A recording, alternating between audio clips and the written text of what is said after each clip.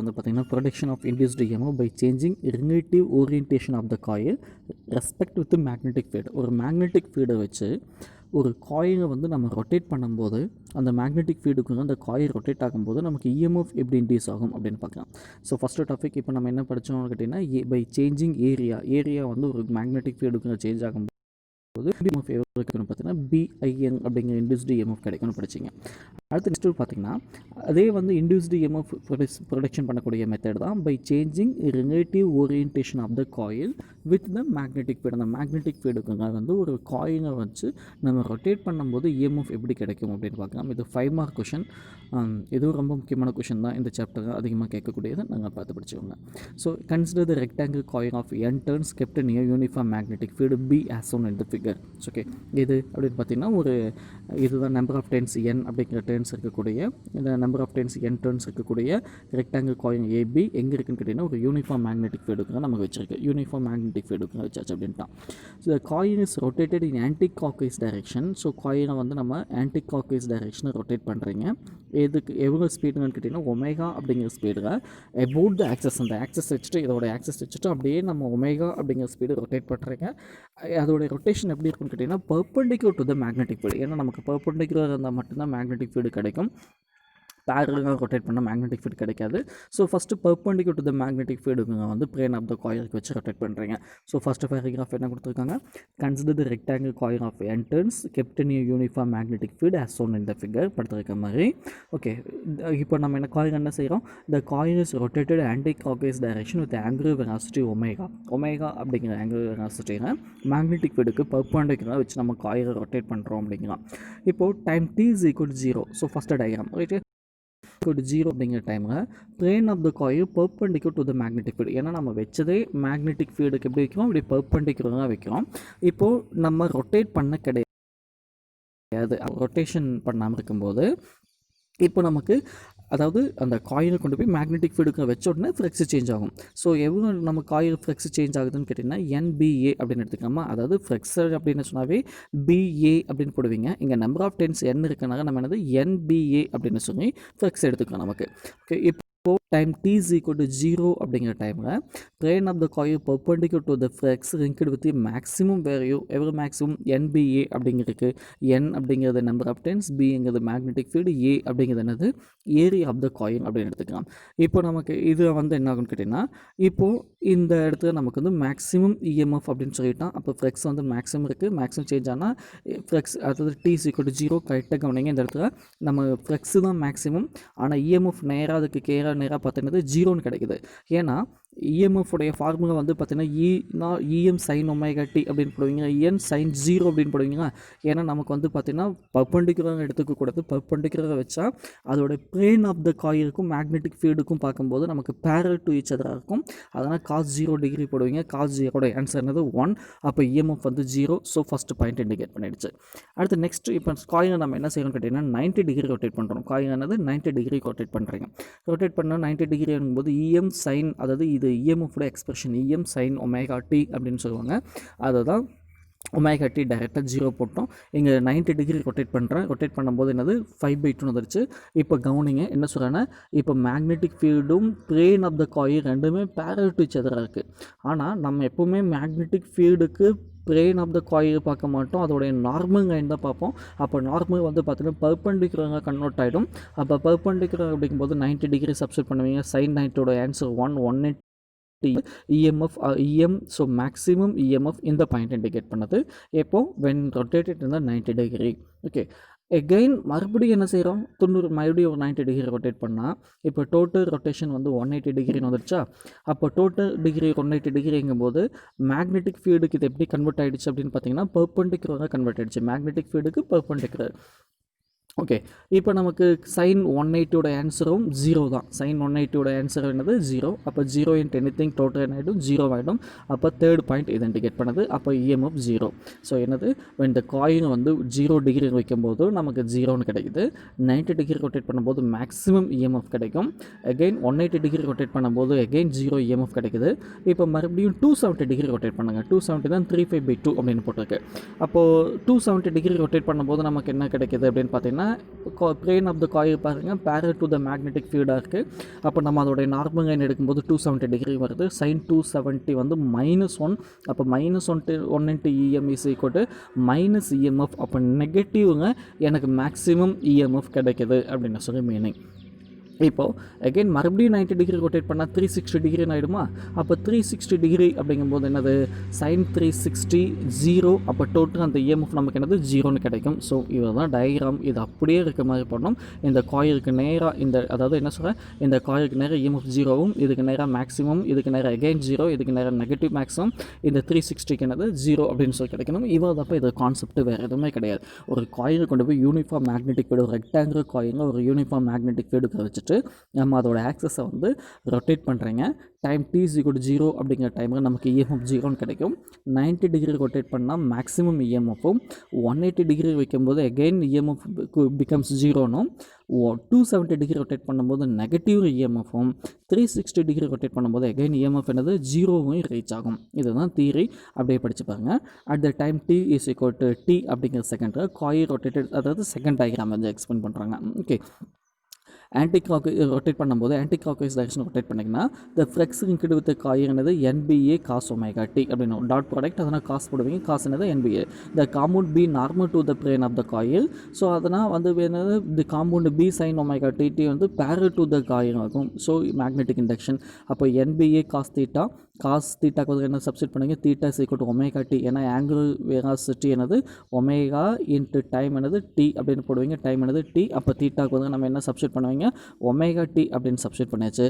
According to the Faraday's law படி E is equal to -d/dt into என்னது n/d∅. ஏன்னா number of turns இருக்குனாங்க n/d∅ indicate பண்ணுங்கள். n/d∅ என்ன இருக்குது, NBA cos θ. ஓகே, இதுங்க நம்பர் ஆஃப் டென்ஸும் NBA மூணுமே கான்ஸ்டன்ட்டு. அது தனியாக வெளியே எடுத்துடுங்க. அதை டிஃபரன்ஷியேட் பண்ண முடியாது.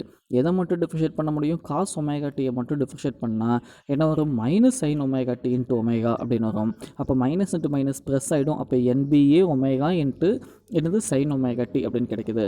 when the coils rotated 90 degree rotate பண்ணும்போது இந்த இடத்துல என்னது sin 90 போட்டிங்கன்னா 1 வருமா? இப்போ NBA ஒமேகா இது NBA ஒமேகா இது எங்கே அப்படியே நமக்கு என்னது sin 90 போட்டிங்கன்னா NBAன்னு கிடைக்கும். இந்த NBA இது எங்கே நம்ம என்னென்னு எடுத்துட்டோம் அப்படின்னு பார்த்தீங்கன்னா EM அப்படின்னு எடுத்துட்டோம். EM into sin ωt. So calculation கவனிங்க. என்ன சொல்கிற அப்படின்னு புரியுதா? இது மேக்னெட்டிக் ஃப்ளெக்ஸ் கண்டுபிடிச்சிட்டோம். இப்போ ஃப்ளெக்ஸை டிஃபரன்ஷியேட் பண்ணால் என்ன வருது, NBA ஒமேகா இன்ட்டு sin ωtன்னு வரும். இந்த NBA ஒமேகா இது 4 டைம்ஸ் இருக்குது பார்த்தீங்களா? அதை வந்து நான் EM அப்படின்னு எடுத்துட்டேன். மேக்ஸிமம் இன்டியூஸ்டு EMF அப்படின்னு சொல்லுவாங்க. அதை தான் நான் EM அப்படி எடுத்துட்டேன். அப்போ ஃபார்முலா நமக்கு என்ன கிடைக்கிது அப்படின்னு பார்த்தீங்கன்னா EM into sin ωt. It seems that induced EMF varies sine of the function of the time t. Sine of the ஃபங்க்ஷனை வந்து நமக்கு வந்து சேஞ்ச் ஆகுது. இதை தான் இந்த ஃபார்முலாக நான் வந்து EM sin ωt அப்படின்னு போட்டேன். அந்த ωtக்கு வந்து 0 டிகிரின்னு சப்ஸ்டிட் பண்ணிங்க. ωtக்கு வந்து 90 டிகிரின்னு ரொட்டேட் பண்ணோம். அடுத்தது 180 டிகிரி ரொட்டேட் பண்ணோம். அடுத்தது என்னது 270 டிகிரி ரொட்டேட் பண்ணிங்க. அடுத்தது என்னது 360 டிகிரி ரொட்டேட் பண்ணிங்க. ஸோ ரொட்டேஷன் வந்து பார்த்தீங்கன்னா இன்டியூஸ்டு EMFோட எக்ஸ்பிரஷன் கண்டுபிடிச்சிட்டு அதில் கொண்டு போய் அந்த ஃபார்முலாவை நம்ம சப்ஸ்டிட் பண்ணுறோம். இன்டியூஸ்டு EMFோட எக்ஸ்பிரஷன் கண்டுபிடிக்கிறதுக்கு மேத்தமெட்டிக்கல் ஸ்டெப் இதுதான். எப்படின்னு பார்த்துக்கோங்க. NBA வச்சு மேக்னெட்டிக் ஃப்ளக்ஸ் கண்டுபிடிக்கிறீங்க. அக்கார்டிங் டு ஃபேரடேஸ் லா படி -NBA cos ωt. இந்த மைனஸ் எப்படி வந்துச்சுன்னு கேட்டிங்கன்னா லென்ஸ் படி அது எப்பவுமே எப்படி இருக்கும், ஆப்போஸாக இருக்கும். இதில் NBA மூணுமே கான்ஸ்டன்ட்டு வெளியே எடுத்துடுவீங்க. cos ωt மட்டும் டிஃபரன்ஷியேட் பண்ணால் -sin ωt இன்ட்டு ஒமேகான்னு கிடைக்கும். Minus into minus plus NBA omega into sin ωtன்னு வருது. இதில் NBA ஒமேகா மூணையுமே நம்ம என்னென்னு எடுத்துட்டோம், EM அப்படின்னு எடுத்துட்டீங்க. அப்போ E is equal to EM sin ωt. So இந்த EM into sin ωt formula use பண்ணி தான் நம்ம என்ன செஞ்சோம், இந்த காயிலோடைய ரொட்டேஷன் ஒவ்வொன்றும் எப்படி இருக்கும் அப்படின்னு சொல்லி பார்த்தா 0 டிகிரி 0ன்னு இருக்குது, 90 டிகிரி மேக்ஸிமம், 180 டிகிரி அகைன் 0 ஆகுது, 270 ரன் மேக்ஸிமம் கிடைக்குது, 360 ரன் ஆகிடும், அகைன் 0ன்னு கிடைக்கும். ஸோ இதுதான் இன்டியூஸ்டு EMF. ஸோ இப்போ ஃபைனலாக நமக்கு கிடைக்கக்கூடிய சைன் ஆஃப் த ஃபங்க்ஷன் எப்படி இருக்குன்னு கேட்டிங்கன்னா இது மாதிரி கிடைக்கக்கூடிய வேவ் வந்து நம்ம சைன் வேவ் அப்படின்னு சொல்லுவாங்க. அதனால் நமக்கு ஃபைனலாக கிடைக்கக்கூடிய ஆன்சர் வந்து எப்படி இருக்குன்னு கேட்டிங்கன்னா சைன்சாய்டு EMF அப்படின்னு சொல்லுவாங்க. அதாவது சைன்சாய்டு EMF, அந்த சைன்சாய்டு EMF தான் நம்ம என்னது ஆல்டர்னேட்டிங் கரண்ட் அப்படின்னு சொல்லுவாங்க. இது ஆல்டர்னேட்டிங் வோல்டேஜ் வேணும், இது ஆல்டர்னேட்டிங் வோல்டேஜோட இஎம்எஃப். ஆல்டர்னேட்டிங் கரண்ட் வேணும்னு ஃபார்முலா எப்படி மாற்றிக்கலாம், I=IM sin ωt அப்படின்னு மாற்றிக்கோங்க. ஓகே, இது ரொம்ப முக்கியமானது. பின்னாடி எல்லா இடத்துக்கும் நம்ம இந்த எக்ஸ்பிரஷன் தான் யூஸ் பண்ண போகிறோம். வோல்டேஜ் அதாவது இஎம்எஃபோட எக்ஸ்பிரஷன் கேட்டால் EM sin ωt, கரண்ட்டோட எக்ஸ்பிரஷன் கேட்டானது I=IM sin ωt அப்படின்னு யூஸ் பண்ணிக்கோங்க. இதுதான் நம்ம பின்னாடி இருக்கக்கூடிய எல்லாத்தையும் யூஸ் பண்ணக்கூடிய ஒரு முக்கியமான ஃபார்முலாஸ். ஓகே, இப்போது ரொம்ப சிம்பிள் தான் இந்த கொஷின். அதிகமாக நமக்கு 5 மார்க் கேட்கக்கூடிய கொஷின். நிச்சயமாக இது 5 மார்க் படித்தே ஆகணும், எதுவுமே தப்பு பண்ணிடாதீங்க. ஏன்னா இந்த 5 மார்க் படித்தா தான் நம்ம பின்னாடி ஒரு 2 சிங்கிள் ஃபேஸ் கேஸ் அப்படின்னு ஒரு கொஷன் இருக்கும் படிக்க முடியும். ஓகே, இன்னொரு டைமோட எக்ஸ்பிளைன் பண்ணுறேன். ஃபஸ்ட்டு பேராகிராஃப் ஜஸ்ட் டயக்ராமோட கன்ஸ்ட்ரக்ஷன் கொடுத்துருக்காங்க. செகண்ட் டயக்ராம் படிக்கிறதுக்கு முன்னாடி நேராக நம்ம என்ன செஞ்சிடணும் அப்படின்னு கேட்டிங்கன்னா, இந்த மேத்தமெட்டிக்கல் ஸ்டெப் கால்குலேஷன் வந்துடுங்க. இந்த மேத்தமெட்டிக்கல் ஸ்டெப் கால்குலேஷன் வச்சு என்ன இஎம்எஃபோடைய மெத்தட் என்னென்னு கண்டுபிடிச்சி, இஎம்எஃப் எவ்வளோ கிடைக்குதுன்னு கண்டுபிடிச்சோம். EM sin ωt அப்படின்னு கண்டுபிடிச்சிங்க. இப்போ இந்த EM sin ωt அப்படிங்கிற எக்ஸ்பிரஷனுக்கு காயிலை நம்ம என்ன செய்யணும்னு கேட்டிங்கன்னா, யூனிஃபார்ம் மேக்னெட்டிக் ஃபீல்டுக்குங்க வச்சு ரொட்டேட் பண்ணுறீங்க. ரொட்டேட் பண்ணும்போது இஎம்எஃப் என்ன கிடைக்கிது அப்படின்னு சொல்லி வச்சு பார்க்கும்போது நமக்கு இந்த ஃபஸ்ட்டு கண்டிஷன் நேராக 0, 90 டிகிரிக்கு மேக்ஸிமம். இந்த கண்டிஷன் 360 வரைக்கும் பார்த்தீங்கன்னா 0ன்னு கிடைக்குது. ஸோ ஃபைனலாக கிடைக்கக்கூடிய சைன்சாய்டு நேச்சுரல் அப்படிங்கிற ஒரு வோல்டேஜ் நமக்கு கிடைக்குது. அப்போ ஒரு மேக்னெட்டிக் ஃபீல்டுக்கு ஒரு காயினை வச்சு நம்ம ரொட்டேட் பண்ணும்போது, ஸோ இந்த மெத்தடு ரொட்டேட் பண்ணும்போது கிடைக்கக்கூடிய இஎம்எஃப் பார்த்திங்கன்னா ஒரு ஆல்டர்னேட்டிங் கரண்ட் அப்படின்னு சொல்லி ஆல்டர்னேட்டிங் இஎம்எஃப் கிடைக்குது. ஆல்டர்னேட்டிங் இஎம்எஃப் எக்ஸ்பிரஷன் என்னது, EM sin ωt. அதே ஆல்டர்னேட்டிவ் கரண்ட் என்னென்னு கேட்டால் IM sin ωt அப்படிங்கிற ஃபார்முலா யூஸ் பண்ணி அப்படியே கண்டுபிடிச்சிக்கோங்க. இதுதான் அதோடைய ஃபார்முலா. ஓகே, அடுத்த எக்ஸாம்பிள் சம் என்னது, 4.15 என்னென்னு பார்த்தீங்கன்னா, ஒரு ரெக்டாங்கிள் காயில், அதோட ஏரியா கொடுத்துட்டாங்க. ஏரியா 70 சென்டிமீட்டர் ஸ்கொயர், அது நம்பர் ஆஃப் டைம்ஸ் 600 டர்ன்ஸ் அப்படின்னு கொடுத்தாச்சு. மேக்னெட்டிக் ஃபீல்டுக்கு வச்சு ரொட்டேட் பண்ணுறீங்க. மேக்னெட்டிக் ஃபீல்டு என்னது 0.4 வெபர் அப்படின்னு இருக்குது. அடுத்தது எவ்வளோ ஃப்ரீக்வன்சியில் நீ ரொட்டேட் பண்ணுறேன்னு கேட்டிங்கன்னா 500 RPM அப்படின்னு கொடுத்து ரொட்டேஷன் பர் மினிட். ஓகேவா, ஸோ எவ்வளோ ரொட்டேஷன் பர் மினிட்டுக்கு நம்ம ரொட்டேட் பண்ணுறோன்னு கேட்டிங்கன்னா 500 RPM அப்படிங்கிற ஸ்பீடு ரொட்டேட் பண்ணும்போது இப்போ அவன் என்ன கேட்குறான்னா, perpendicular to the field rotate பண்ணால் எப்படி இருக்கும், parallel to the field rotate பண்ணால் எப்படி இருக்கும், 60 டிகிரி ரொட்டேட் பண்ணால் இஎம்எஃப் என்ன கிடைக்கும் அப்படின்னு சொல்லி கேட்குறான். ஸோ ஃபஸ்ட்டு கண்டிஷன் என்னது, நமக்கு எனது EM sin ωtங்கிறது எக்ஸ்பிரஷன் ஃபார்முலா. ஓகே, இப்போது EM அப்படிங்கிறது நம்ம எதெல்லாம் EM அப்படின்னு எடுத்துட்டோம், NBA EMன்னு எடுத்துட்டோம்.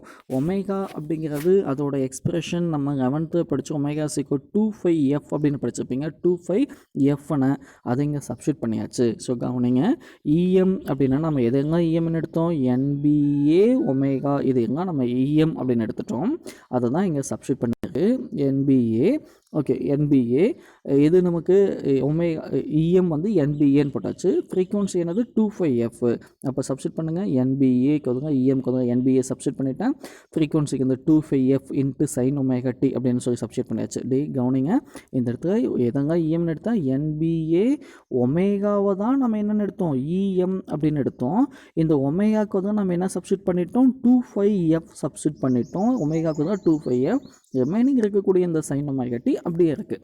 இங்கே தப்புன்னா கண்டிப்பாக கால்குலேஷன் பண்ண முடியாது. அதனால் என்ன கொடுத்துருக்கு அப்படின்னு கொஞ்சம் பொறுமையாக பார்த்துக்கோங்க. EM sin ωt இது எக்ஸ்பிரஷன். EM அப்படிங்கிறது எதையெல்லாம் நம்ம EM அப்படின்னு சொல்லி எடுத்துக்கிட்டோம் அப்படின்னு பார்த்தா எந்த டாபிக் வரணும், இந்த டாபிக் வரணும். ஸோ இங்கே கொடுத்துருக்கு பாருங்க, EM அங்கே எதங்க நம்ம EMன்னு எடுத்துட்டோம், NBA ஒமேகாவை EMன்னு எடுத்துட்டோம். இதுங்க ஒமேகா அப்படிங்கிறது 11th போர்ஷன் படிச்சிருப்போம். 2πf. ஓகே, ஆங்குலர் ஃப்ரீக்வன்சிங்கிறது 2πf அப்படிங்கிறது ஆங்குலர் ஃப்ரீக்வன்சி. எஃப்னா ஃப்ரீக்வன்சி அப்படின்னு சொல்லியிருப்பீங்க. ஸோ இப்போ எக்ஸ்பிரஷன் நமக்கு என்னென்னு கண்டுபிடிச்சிட்டோம். இப்போது என்ன சொன்னாங்க, ஃபஸ்ட்டு பர்பெண்டிகுலர் அப்படின்னு கொடுத்துருக்காங்கன்னா, அப்போ பர்பெண்டிகுலருங்கும் போது நம்ம 90 டிகிரி சப்ஸ்டியூட் பண்ணக்கூடாது, அதோடைய பிளேன் ஆஃப் த காயிலுக்கு பார்க்கணும். 0 டிகிரின்னு சப்ஸ்டியூட் பண்ணுவீங்க.